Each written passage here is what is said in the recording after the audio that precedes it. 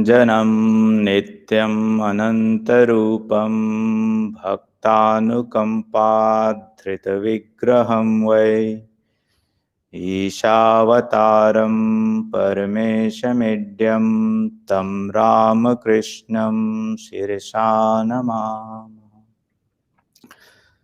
Namaste and welcome to our Sunday discourse. This is a series of talks on practical spirituality. That's a theme wherein we will discuss the various means or the sadhanas about how we can apply the Vedanta philosophy, the yoga philosophy in our everyday life. The focus is more on the actual practice of the disciplines rather than trying to have an intellectual understanding of it. But before we proceed to the actual discipline part of it, it will be good to have a clarity on the path the way to self-realization or God realization, and how the various teachings of the prophets and the saints and sages coming to us through the scriptures, the Upanishads and the Gita and the Gospel of Sri Ramakrishna, such books that we use, how these ideas are organized in a systematic way rather than a whole collection of ideas in our heads only randomly placed. How do we put together all these pieces of the jigsaw puzzle, so to say, so that we have a clear picture of the various aspects or the teachings that are discussed and taught in the scriptures. We will call this the Vedanta matrix. So matrix is an organized systematic presentation of the ideas, and wherein we can develop any idea and understand how they're related to all other ideas. And the best way to do is not as a collection of ideas in the head conceptually, but to do it in a graphical way, in a picture way. We started this process last week, and we will develop that this week, so that using that particular matrix, we can study our scriptures and have a lot of clarity about the spiritual journey, where we are, where we're trying to go, what are the paths, and why the various disciplines such as renunciation or devotion or the spiritual sadhanas, japa and meditation, how they are all interrelated and presented in a coherent way, so to say. So let us have a look at this matrix which we started developing last week, so to say. We had started, we say in the scriptures there are various types of ideas that are covered. I've tried to put some of them just to show that the vast type range or array of concepts that are discussed all over the place. What we'll try to do is see if we can put them all in a systematic way. For example, the concepts like the Brahman, the Atman, what is self-knowledge, karma, jnana, sadhana, renunciation we talk about, the meaning and purpose of life, the necessity of purity of heart, the need for a spiritual teacher or guru, the disciplines such as discrimination, facts like life and death, where is this ego, who am I as a jivatman, what is the reality, paramatman, what is the nature of the supreme being or this manifestation, prakriti, who am I, what's the need of God's grace, what is illusion, what is reincarnation, what is self-knowledge, what is freedom. So many ideas, spiritual ideas are discussed in the scriptures. What we will try to do is see if we can present this in a very systematic way, in a visual way. And we started that with the idea of a matrix, a Vedanta matrix, we said, where we say the reality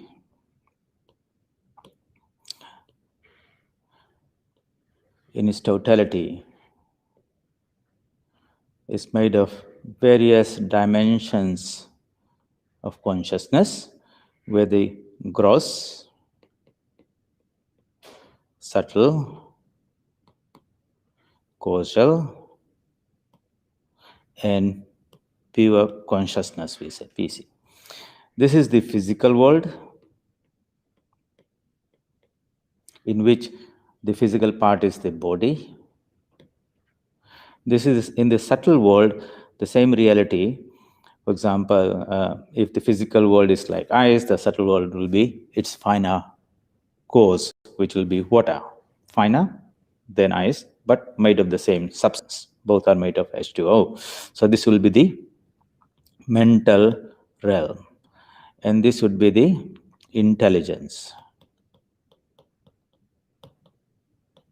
Here, pure consciousness. In the individual, the physical body is at the gross level. At the subtle level, it's called the mind. At the causal level, it is called intellect or buddhi in Sanskrit. And the embodied, the entity in the microcosm is called the Atman. This is the framework of what we are and what the world is around us. So our idea of our identity is mostly is centered around the body, and we feel that we have a mind, and there is a sense of intelligence that we have. What is Atman and consciousness? This, that we are a conscious being, as separate from a plant, tree, and animal, all that we know. But really, what is the nature of that consciousness is not very clear to us. And scientists think that the physical world is the primary reality. Out of that physical combination of matter and all that, there is some activity which they called the mental activity, the mind being a product of the physical body. And behind that, there is some intelligence, consciousness. They all know they're conscious, but they say this is metaphysics, this is beyond the realm of our study, because in science, everything has to be objective, it has to be verified, it should be made perceptible through the five senses. If the senses are not strong or refined enough or powerful enough, then various instruments are developed to enhance the power of the senses, like microscopes or telescopes, or hearing things far away, perceiving subtle reality. But the ultimate thing is that everything has to be sensed through the five sense organs or understood with the help of ideas in mind to have some reality. It's a physical world, body, sense bound framework in which they operate. The Vedic rishis or the spiritual seekers do not limit themselves to that physical world, physical body, and the physical senses only, or the mental activity. What they did was they dive deep within themselves by disconnecting or letting go of this physical world, sense-bound world. When beyond the ideas of mind and thoughts and understanding, conceptualization, because they found that is also a limited way of grasping things. The mind can grasp something that is finer than that. Just like water cannot grasp what a vapor. So they went beyond that and developed this higher faculty called the buddhi, the intelligence. And with the help of that pure intelligence, they could transcend their I consciousness and identify themselves or experience themselves as a universal consciousness. That entity they called God or Brahman or the Atman. And they found that the Atman at this top level is really the primary entity. This is important. This is how they differ from the physical scientists, where they talk about the spiritual truths. The pure consciousness, the Atman, they have experienced as some being that is vast, limitless. That which is Brihat, they call it Brahman. There's no limit, infinite. Infinite existence in the sense there is boundaries to it. For example, if I identify myself with the body, then the limits of my body is the boundary. Their existence is the ultimate existence out of which everything has been projected. Infinite knowledge where there is no ignorance is omniscient. Infinite power where there's no limitation in activity, thought, word, or deed, it is omnipotent. Infinite beauty, purity, that is the nature of that reality.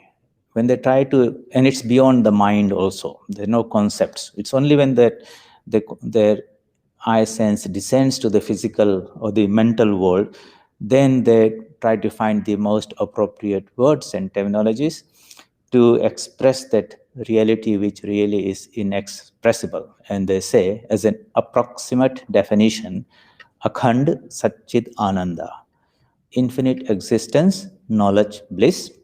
They proclaim that is an entity, an existence, which is the foundation, the core of this whole universe, as well as all living beings and us also.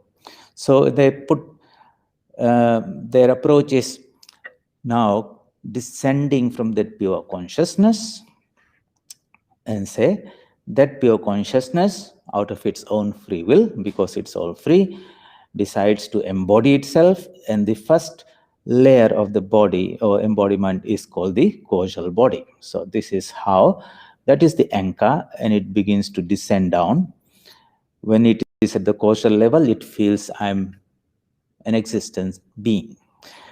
When it comes down to the mental level, then it identifies itself with the mental world, ideas that are there, thoughts that are there, emotions. So I'm happy, I'm unhappy, I know, I don't know, I understand, I'm confused. All the attributes of the mind are now superimposed on itself. That's what the covering is, the body. And when it comes down to this physical level, descends even further, then it identifies itself with this physical body, and it talks about my age, my gender, my color of my complexion, and all those physical attributes of the physical body are now superimposed on that pure consciousness. This is how the pure conscious, which is the Atman, becomes embodied, so to say. And that state where it dwells thinking that it is primarily a body with a mind and some sense of intelligence, and that this is its main reality and it should stay here and enjoy itself, that state is called ignorance or avidya. So, as if this is not problematic enough, so to say, the situation becomes more complicated, because then outside this personal identity of himself as a body-mind complex, there are other things out there. People, houses, cars, properties, and things that with which he deals with all the time. And what this jiva does, it attaches or identifies itself to these various things and said they are mine. This is mine, that is mine, and mine. So ignorance is the sense of I and mine with respect to this body-mind complex. So this I starts from there. There's a fundamental reality. It descends down.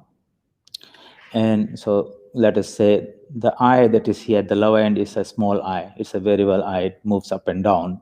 And when you are awake, it's aware of the body. When it's sleeping in a dream world, then it's sort of aware of the mental activity. In deep sleep, it is in its intelligence level. And in realization, it experiences itself as Atman. At that time, this I totally disappears. And then this I, when it's at each level, it develops this my sense, I and mine. Ignorance is I and mine with respect to that level where we dwell in. Maya is a statement of fact of what we experience depending at the level our eye senses, the smaller eye senses. We call it, let's call it the eye sense at the top as the real eye sense. and the lower one, which is moving up and down, as the variable or the experient. It is experiencing, and the things outside that is are there, they are experienced, and the connection between the two is the experience. So I'm the experient, things outside there are experienced, and when there is a connection through the sense organs, which are called the jnana indriyas, I see, I hear, I touch, that knowledge that comes out of that is called the experience. So the sages say liberation or mukti or freedom is to do about abiding in our true Atman nature at the top level. That's our true reality here, Atman. And this is we what we are. How do we let go of this lava ego and our bondage or attachments to the things of the world so that we can abide in our own self? The important thing to understand is that this Atman is our true nature. It's not that somebody will give that Atman. It's not something that we will acquire. It is ever attained. The problem is that because of Maya, this has been covered, that knowledge has become lost. In its place, a relative physical or mental identity has been superimposed on the Atman nature, wherein we feel that the qualities of the body and the mind are mine. So when the mind is happy, we say, I'm happy. When the body is becoming 30 years old, then we say, I'm 30 years old, really. But this is why it's called ignorance. So this I in my sense is linked to this body-mind complex. So this Atman, when it comes down, so to say, descends at this level, it's called the Jivatman. The one at the top, it's a pure consciousness, is called the Paramatman.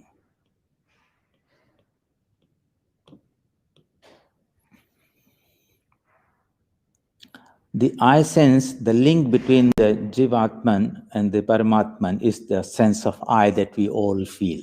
It is felt in everything somehow at a very deep level because we are the Atman at the highest level, so to say. This Atman or our I sense can be considered to be like something of a spring, where you pull the spring down, the upper part is fixed in our pure consciousness, Atman nature. The lower part, which is variable, is now stressed down through the various planes of consciousness to the physical world.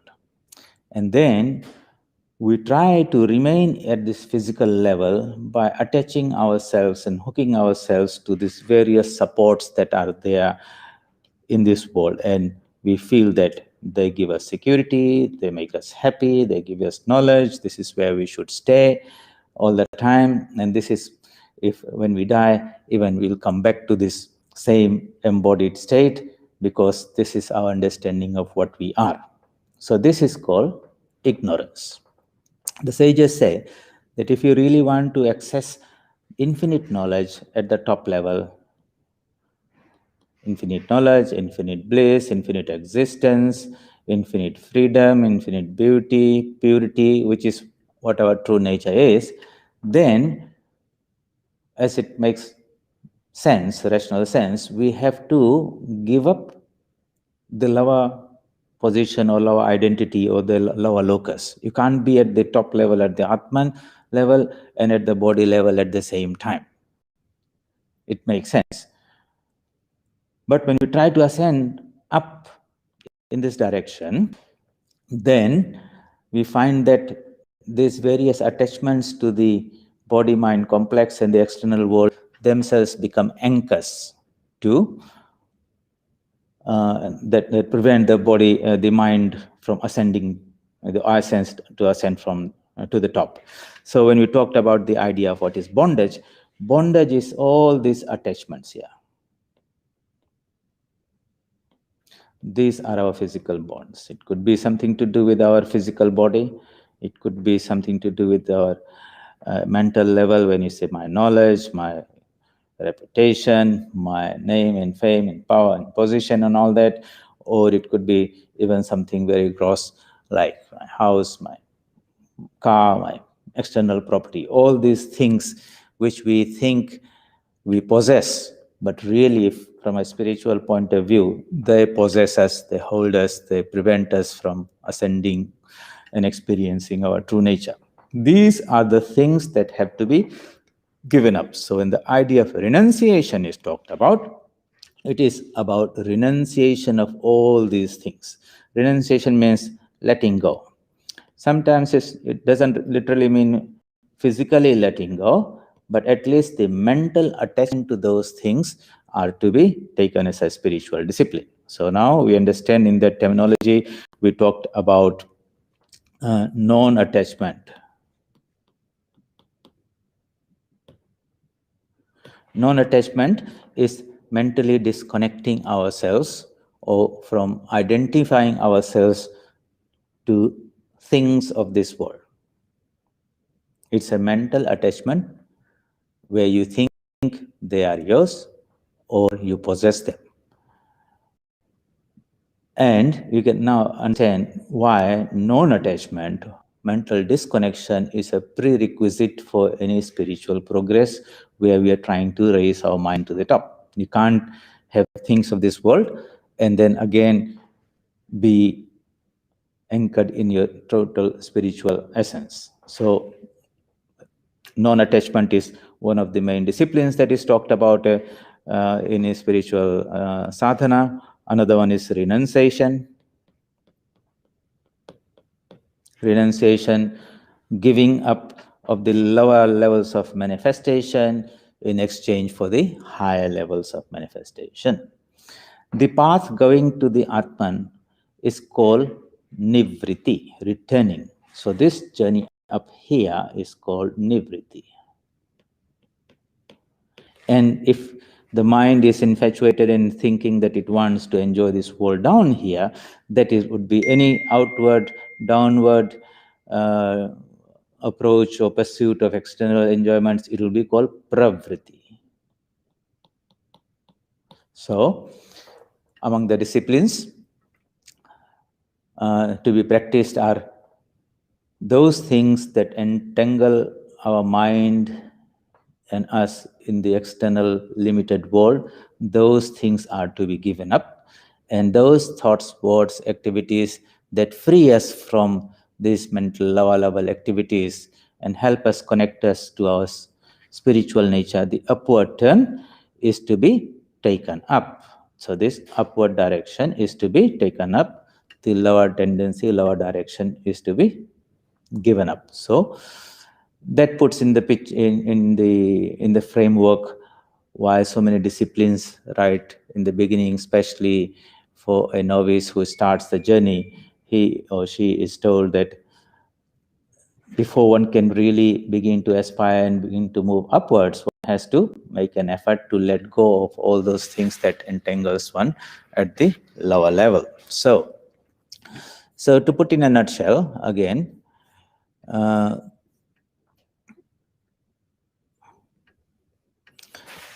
the framework says that the ultimate reality at the core of our being is a spiritual essence. It is pure consciousness, infinite knowledge, bliss. That Atman nature has been covered up through various layers of embodiments. The first one, the subtlest one, is the causal body, and on top of that is the subtle body, and ultimately there is the gross body. The gross body is the thickest one. The subtle body is the finer than that, and the causal body is almost close to the Atman. We are identified with the gross body mind complex, and we live in this world. We think this is our true identity, and this is where we enjoy and want to return even after dying, hopefully with less sufferings, more enjoyments, but ultimately that is how our identity is there.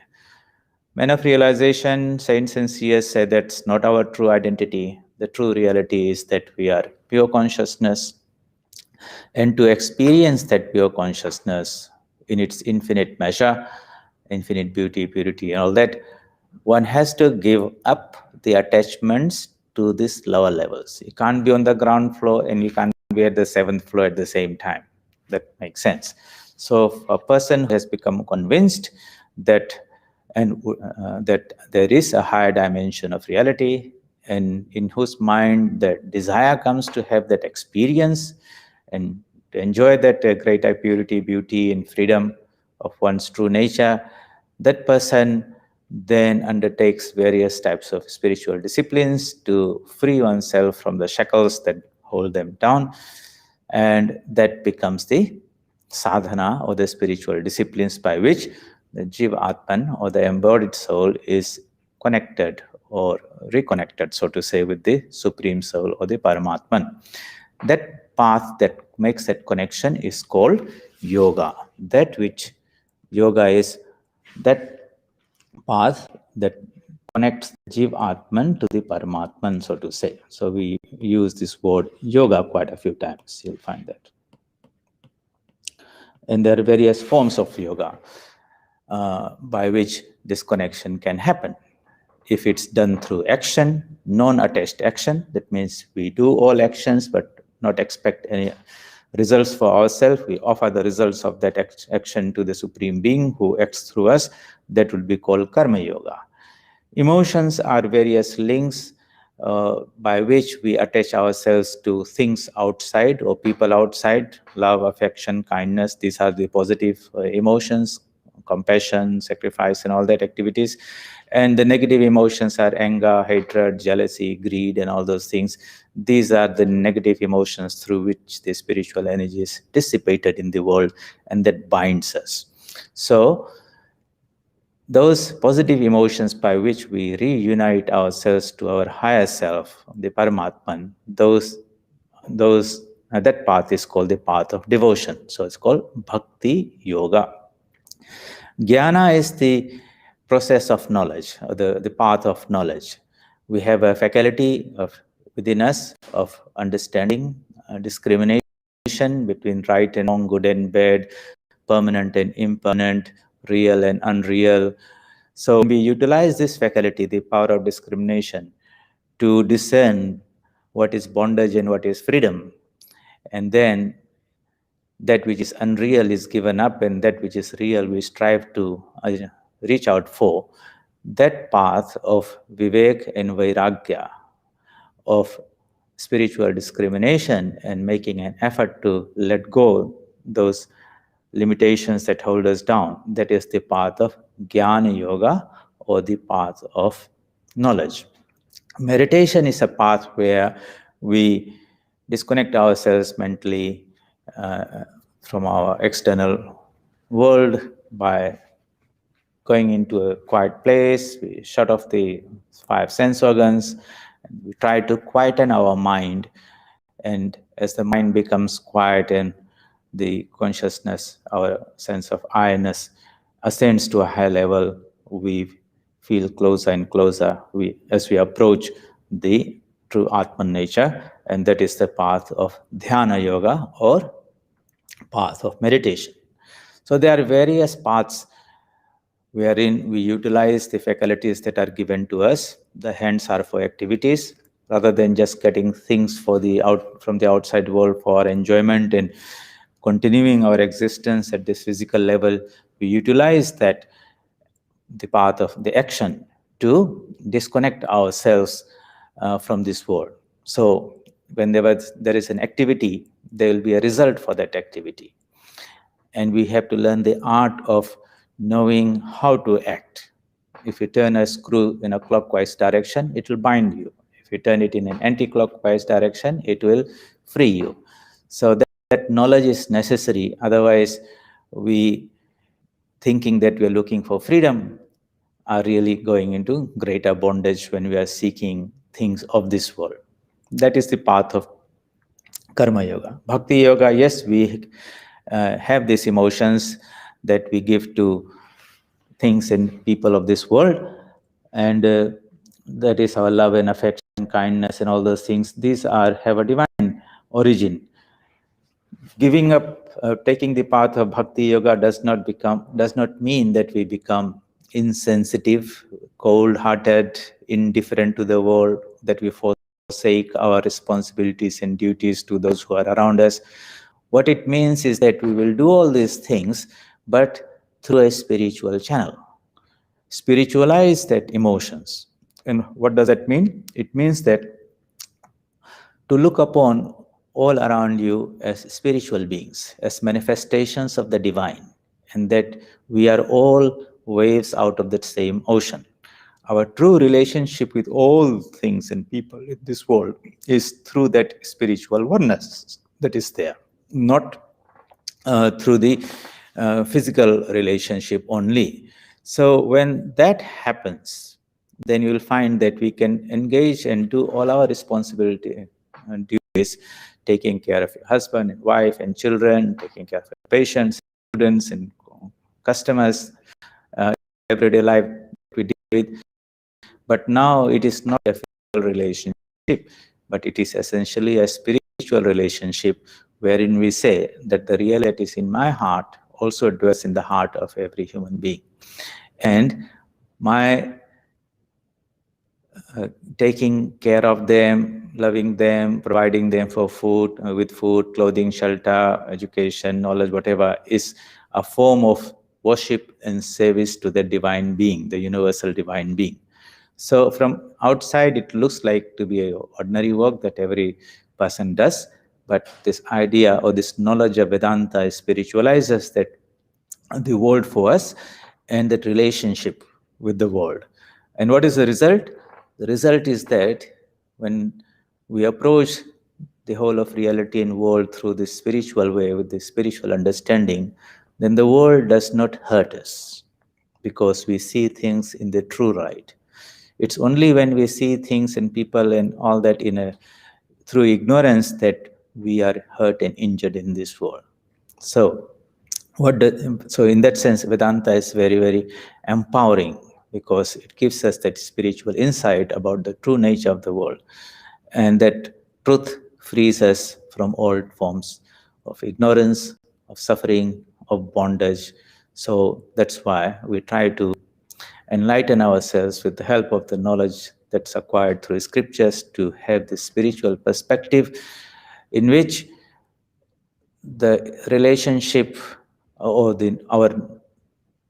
our understanding and knowledge of who we are is more enlightened, enlarged, more comprehensive, embodying the totality of what we are beyond the physical body, the mind, the intelligence as a pure Atman. And then we understand that everything else in this world is also similarly constituted. So those people who are around us, husband, wife, children, anyone that you deal with, are also spiritual beings. They too are essentially that infinite consciousness which has put upon itself various bodies and now playing different roles in a cosmic drama, so to say. Some are heroes, some are villains, some are good, some are bad, and all these things are happening. That's how the divine plays with himself. So when we see the bigger picture, in the light of spiritual understanding, then we understand that we are dealing with the divine first and foremost, which has become embodied and is interacting with me in various ways through the people that we live in the community or in the house or in the family. So this is the very powerful or empowering uh, outcome of our spiritual knowledge. We might not be realized, we might not have that spiritual experience upfront, but just that perception and understanding and outlook itself is so liberating. Imagine the impact of an actual realization where we see and experience that divine right in front of us. So when we read the scriptures, we enlarge our understanding of what we are, who we are, and the spiritual teachers also then try to help us by chalking out some paths through which we can have that particular experience. And These are the various yogas, karma, bhakti, jnana, dhyana. We can combine all of them into a wonderful synthesis, and that could be what is called the path of service, seva yoga. So, whatever work that we do through which we earn our livelihood, so to say, or we interact with people. For example, somebody is a doctor. So if he is just a doctor who is taken up this profession through which he earns plenty of money and all that, that could be a very simple outcome. But if he wants to spiritualize that profession into a spiritual discipline, he might never go to the church or temple. But he has used this Vedantic knowledge to say, my place of practice itself becomes the temple in worship. And those who are going to come to me seeking medical help or treatment, I would look upon them as embodiments of the divinity. That which is in me is also in them. So when they come to him, he is going to interact with them, talk with them, try to serve them in the best way as possible, because no longer there is a person or sick person who comes to him for treatment through which he will, and his service will give him money, but it's more than that. He'll still get paid. But he sees the divine in these people. And that very little knowledge, a small amount of knowledge, transforms his whole approach to how he treats that person. There'll be a lot more sincerity, kindness, and compassion, and love, and all those things will automatically come, because now he is dealing with some being that is very, very supreme, endearing, full of divine qualities. So that simple profession has become transformed into a spiritual activity. And every patient comes to him, it becomes an opportunity for the doctor to again engage himself in a spiritual activity. And he does that 30 or 40 patients a day. He does sees out of that he might remember to have that outlook maybe in the beginning with a few of them, but through constant practice he can transform this whole profession into a spiritual discipline, and that becomes a path of liberation for that particular person. So what is involved in this path of seva yoga, or the path of service? So first is the knowledge part of it. He has to have that idea that there is a divine principle or presence in every living being. With the help of that knowledge comes a feeling of love and affection towards that being. It could be your children, it could be a husband or wife, that I'm interacting with the divine that has come to me in this human form, but the human form is only a facade. It will disappear at some point. But behind that facade is a divine presence, and I'm dealing with that being. And so my love and affection and kindness and service, everything is directed to that being. That attraction, that oneness that is behind the whole reality, which tries to express itself through the integrating or uniting force, is what we call love. Love is that force which minimizes or removes the difference and unites us ultimately in that oneness. So as we grow, our heart expands. You'll find that we in the form of kindness and compassion and charity and sacrifice, these are the uniting forces that helps us embrace the world beyond our own personal self. It goes to the family, it goes to the community, then you love your whole country, love the whole of humanity, you embrace other plants and animals and all existence. Ultimately, everything has been embraced in that oneness. And that oneness, that ultimate oneness out of which everything has come out, that is the Vedantic conception of God, the divine presence behind all the manifestations. So now you are interacting not with material things or people, but you are interacting with the divine being, and automatically it brings out the best in you. That is the path of devotion. And since we have to work, now we are mindful that our purpose is to connect this mind and ourselves to the divine being. And by surrendering ourselves and offering the results of all our actions to Him, because that consciousness is what works through us. The body itself is an unconscious entity. When we die, it decays and gets destroyed. It's not living in itself. The mind, it also is not conscious in itself. But the pure consciousness of the Atman, or the divine, actually percolates through these three layers of intelligence and mind and body, and acts through that, through this body mind complex, which we claim to be ours. And because this I sense is there in us, it thinks that it is the doer. But the truth is that it is only an instrument, and the divine at the higher level is the doer. So that is why in Karma Yoga, we are taught to understand that give the credit of the doership to the ultimate reality, that God alone is the doer. He is top level, and it's His power that percolates through this various layers and expresses itself at the physical level or mental level. We should not appropriate to ourselves that doership. If we do that, we become bound. But if we say, I'm only an instrument, and the divine consciousness that dwells inside me is the real prime mover, so to say, I'm only a wave, but the ocean is the reality, and any activity that happens at the physical or mental level is offered to its true source. So at the end of the activity we do, we offer it to the divine, and that becomes worship. So work becomes worship, ordinary work becomes worship.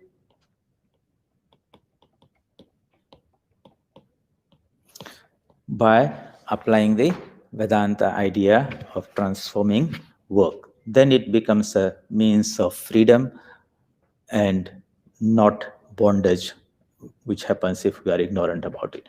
So you see, through this matrix, we have tried to put together as revision a couple of ideas in a comprehensive way, in a picturesque way. The ultimate reality is at the deepest level of our being, is pure consciousness, is the very essence of all that is great and good. It becomes embodied at multiple levels.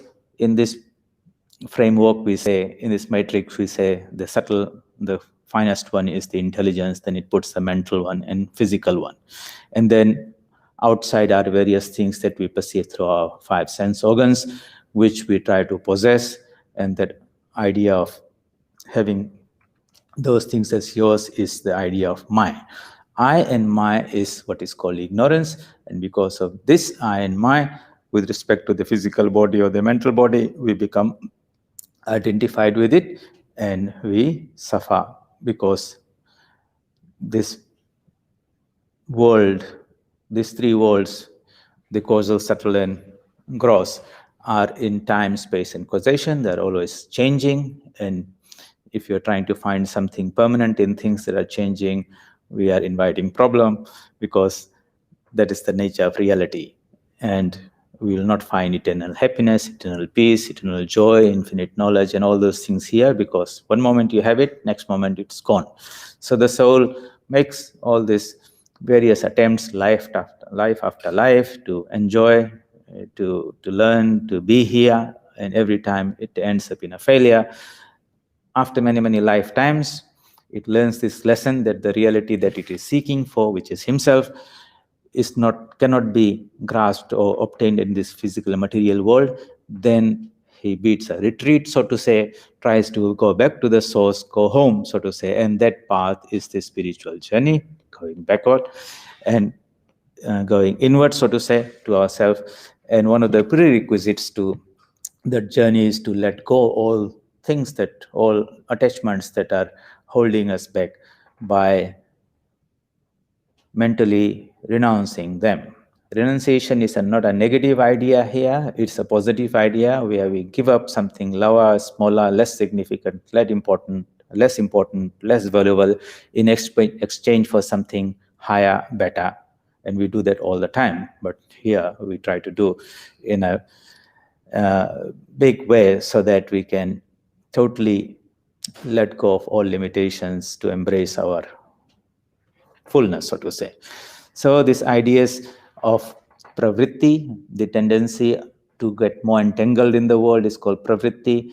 The nivritti, or the return path, is one where we let go and aim to ascend or go deeper and deeper into ourselves until we come to the very foundation of our being, which is pure consciousness, Atman or Brahman. That is a path of Nivritti. And the yogas that we talked about, how there are these faculties that are given to us, a pair of hands to action, a heart that feels emotions, a capacity to reason and think, intelligence is there, how we can utilize these three faculties and transform them as tools or instruments for spiritual enlightenment or liberation. So they become transformed into what we call karma yoga, where work becomes worship. Bhakti yoga is when we give our love and affection or change the direction of our emotions to the divine, that becomes devotion. The path of jnana or knowledge is where we utilize the capacity of spiritual discrimination to always understand that this world is changeful, it's impermanent. Today it's there, tomorrow it won't be there, and it's not wise to seek for happiness or permanent happiness or eternal varieties in temporary or transient things. So we need them for a while for our food, clothing, and shelter, but more than that, we should not expect anything out of this world. They can be a means to an end, but they should not be the end itself. That type of understanding and discrimination, the discernment all the time, is called the path of knowledge. And when we combine this all together in a very systematic whole, we discover a nice way of transforming our thoughts, words, and deeds and every activity into a spiritual discipline, where this life is a wonderful opportunity to free ourselves through the very activities that we are doing. We go to the temple and church and all such places and engage in various spiritual disciplines to intensify the spirit of this spiritual pursuit. But this world that we live in and the various activities that we do are not uh, different or alien to the spiritual pursuit. In other words, what we say, there's no demarcation between a religious, a spiritual life, and a worldly life. Things are due to our own understanding of things. But the reality is one, and we can very well transform what is called our everyday worldly life into a spiritual life by utilizing the knowledge of the Vedanta philosophy. So I hope today we have been able to share with you a picturesque way, a diagrammatic way to show how the various concepts and ideas that are normally discussed in a scripture are interrelated, and how we can uh, understand their connection and interconnection. And when these teachings are given to us, we can see the utility and how they work with us in our spiritual sadhana. So we'll take this up. In the meantime, try to think through this, draw your own drawings, and we'll see how this type of framework, which we'll call the Vedanta matrix, can help us understand the teachings that are given to us in the scriptures, in the Gita and Upanishads, using this particular framework, and see how the concepts are very quickly understood. Then one can engage in the spiritual discipline more earnestly and sincerely. Until then, keep safe, and we'll see you next Sunday. Om Asato Ma Sadgamaya Tamaso Ma Jyotirgamaya Mrityorma Amritam Gamaya. Om Shanti Shanti Shanti. Hari Om Tatsat. Shri Ramakrishna Arpanamastu.